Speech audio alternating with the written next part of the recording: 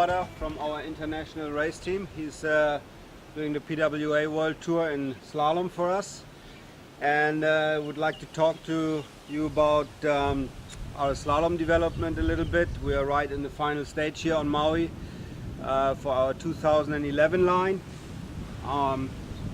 which will be looking like this. Full carbon deck, PVC construction, really nice. 6 sizes of slalom boards, and yeah, we're gonna give you a little bit of a inside view of what we've been up to so far. We got prototype here. As you can see, that thing looks a little different.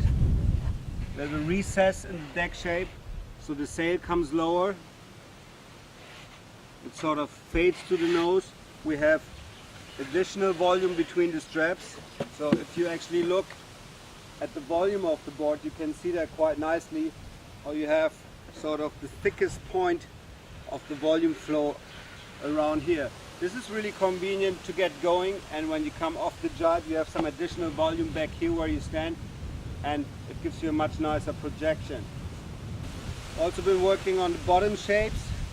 We have slightly higher rocker throughout the front section, so when you cross the chop, you don't really hit the chop, so you fly really over it with a nice and clean V of the tail here.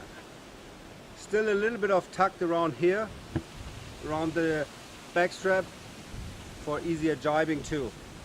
See the rails, nice and smooth, and we have different lengths. The funny thing is, the bigger the boards go, the shorter they go, because you usually race them in conditions that are not as rough, and on the smaller boards, the extra lengths give you security when you pass through the chop.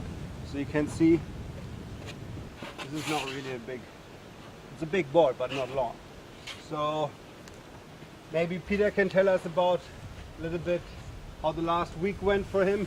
I think we spent a lot of time on the water, actually both of us and the rest of the team, to get a feeling for these prototypes and make sure we deliver the best boards in the market for the 2011 season. Yeah, I'm quite impressed with what Sebastian came up with here. We've been sailing a lot on these boards, and it's been really good fun. Mainly what I notice is that the trim of the board is really good.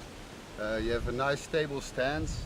You know, you get a gust of wind, and it wants to just project you forward without the nose coming up of the board. So it's much more comfortable to ride. The boards are very stable, and that means that you can make your position on the board, and you're not getting moved around and thrown around a lot. You know, you can just concentrate on the pressures of the sail, sheet in, you know, and accelerate. So yeah, I'm really impressed also with the planing abilities of this. It gets planing effortlessly, and you feel like you're not moving a lot of water. There's not a lot of pressure from the water you're feeling. It's sort of just gliding over it. So very little drag, yeah? So the board flies effortless over the chop. Would you say that like any recreational sailor can get on one of these and go fast, or is this really technical to sail in the end? Well, of course, I've been riding the 2010 boards, and they're already really nice. The main thing is that they're really fast. That's my most important thing. But for a recreational sailor, they would have been improving a lot, because they're a lot easier to ride also for me, which means that you can go faster because you don't have to wrestle the board at all.